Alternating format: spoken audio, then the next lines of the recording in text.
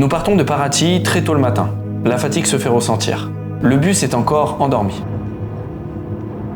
À travers la vitre, le soleil commence à peine à éclairer la beauté des paysages. À ce moment-là, je réalise vraiment la chance que j'ai de voir ça. Le temps est comme suspendu et je me sens vraiment privilégié. Direction un endroit grandiose, unique, surpuissant. Las Cataratas del Iguazú. Les chutes d'Iguazú. Iguazú est un endroit à part sur Terre. Une merveille de biodiversité séparant le Brésil et l'Argentine. La frontière paraguayenne n'est pas très loin. On débarque du côté brésilien. Le temps ne joue pas en notre faveur, mais faut avouer que c'est vraiment impressionnant. La nature est de toute façon la plus puissante. Lorsqu'il pleut, le débit peut atteindre 12 000 m3. En une seconde à peine, les chutes d'Iguazú pourraient remplir 5 piscines olympiques. Iguazú, c'est plus de 275 cascades étendues sur près de 3 km, avec une hauteur maximale de 80 mètres.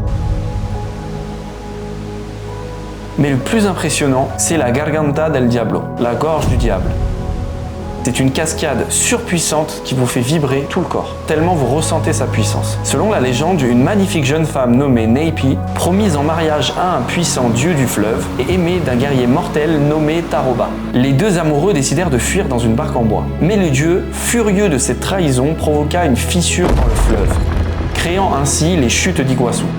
Neipi fut transformé en pierre sous les cascades, Taroba fut quant à lui transformé en un arbre solitaire surplombant la rivière, condamné à observer Neipi pour l'éternité. La gorge du diable symboliserait la colère du dieu offensé.